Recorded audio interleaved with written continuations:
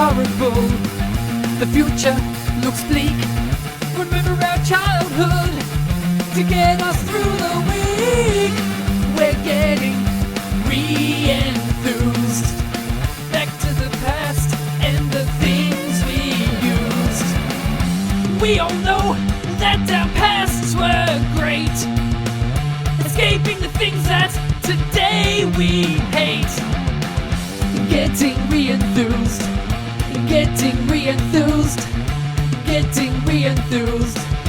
Getting re-enthused. Hello and welcome to Re-enthused. Today we are talking about one of my favourite arcade games, and that is Outrun. Now, Outrun was a fantastically popular and successful arcade machine, and of course because of that it had quite a lot of ports, conversions and sequels. At its heart, it's just a simple arcade racing game, but it's got a mixture of fast action, catchy music and multiple routes. They certainly captured my imagination more than any other racer at the time. It was created in 1986 by the already legendary game developer Yu Suzuki, and he took the impressive 3D-like scaling system that he used in Hang-On and Space Harrier and added it to a car racing game, which kind of gave it like fast corners and undulating roads, so you felt like it was going up and down, and a lot of scenery as well, quite a lot of scenery, especially for the time. And basically it was all inspired by a European road trip he made, with also some bits from North America. Now, the game itself, your car doesn't take damage, but you are against a timer and you're racing from checkpoint to checkpoint, and every single time you have a little bit of a knock or a crash, that slows you down, and so you risk your ability to get to the next checkpoint, and then it's game over and you get like a little ending screen to show you how far you've got, which you'll see in a number of these versions, because I like the game but I'm not particularly great at it.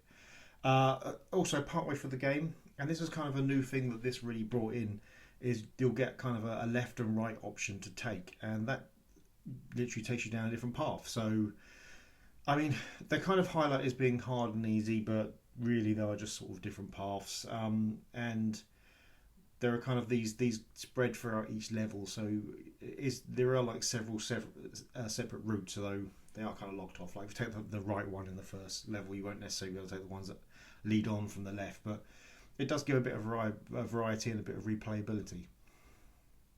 Okay, so up first we've included these 8-bit games. We don't really do 8-bit because they're computers, and we stick to consoles.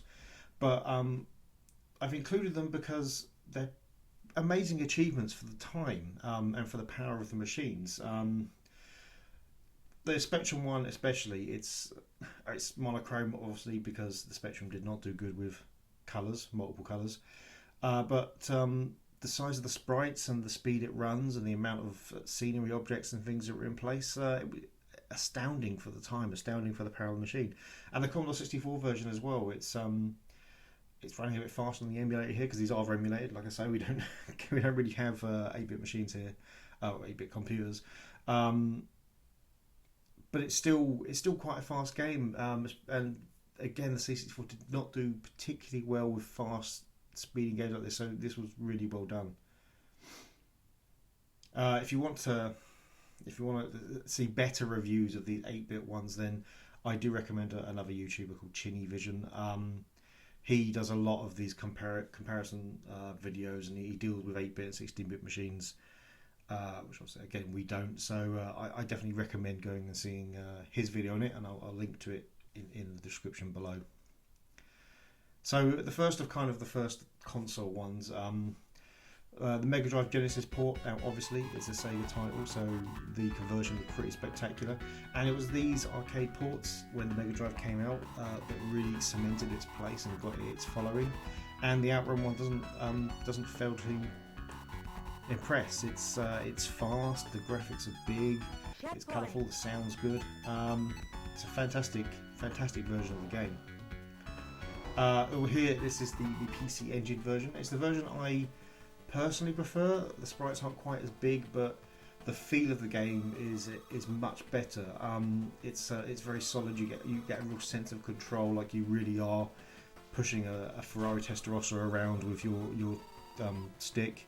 So it's just the version that I probably enjoy the most in terms of straight Outrun ports, and we'll get to that in a second. So yeah, so this is cheating slightly, but the reason I'm including this version is because this is by far my favourite port of Outrun. So this is the FM Towns version. I'm playing it on an FM Towns Marty 2, and it's actually, as you can see, Turbo Outrun, not Outrun. Now it's basically Outrun, but they've added a few things to the original recipe. It's got the rival stuff, which is also included in a few of the later games, and of course the turbo button, hence the name. But it's great. It looks great. It sounds great. It plays really well. The controller is solid. And yeah, I think this is if I ever want to play Outrun, this is genuinely the version I aim for. Right, okay, so the Amiga version. Again, this is playing on the CDTV, hence the get out clause for it being a computer. But if you want to see a better review of this, then do, I think Chinny Vision did a review on this as well in that same link. It's not great. The controls are horrible. For a start, it defaults to mouse control, and you have to switch to the joystick control. The fact that the mouse control even exists at all is just odd, because it's really hard to control the car using the mouse. But when you're using joystick, you have to push up to accelerate. The controls already don't work that well. So when you also have to hold up as well, that just makes it even harder. I don't understand why they didn't give you the option. Like Supercars 2, you kind of get the option to push brake, fire to brake, or fire to accelerate. If they had a similar option in this, where you could just use the fire button to accelerate and let go to brake, that would have been much better. I just feel that would have worked a lot better. Although it wouldn't have been great. You can see it kind of jumps around a lot. These final couple of versions are slightly out there. So this is the Dreamcast version. It's actually from the Yu Suzuki GameWorks collection, which is, well, effectively, as you can imagine, a collection of Yu Suzuki's best arcade machines. It's a very, very good CD for the Dreamcast, by the way. Now the problem with this isn't actually a port. This is the arcade version emulated. They've done some enhancements on it, but it is just an emulation. But it does play. I mean, it plays amazingly well. It's obviously it's the arcade machine, and it works well. Yeah. So the PlayStation 2 version, though, this is coast to coast. Now there is an Outrun 2 which only came out in Japan. Unfortunately, I don't have it. I've never played it either, so I don't know what that's like. But this coast to coast version, it looks amazing, but it's not Outrun. It's got an option, so you can play like the original Outrun, where you're racing checkpoint to checkpoint, but it feels more like Crazy Taxi than Outrun. The way the car moves, the way the graphics are, it just looks more like somebody was creating a follow-up to Crazy Taxi, and at last minute they plonked the Outrun name on top instead. It's not a terrible game, but it just doesn't feel right. So yeah, Outrun, it's an enduring game. The music from this especially, just every time I hear it, it just throws me straight back to the past, and that's probably more than anything, any kind of other element of any game out there, especially the music elements. It's some of those tunes just have a deep-rooted feeling. It's an accessible game. It's very fast. It's great fun. If you're going to play it, I mean, I would obviously push the PC Engine or the FM Towns versions, but it's because I've got those machines. Not everyone does.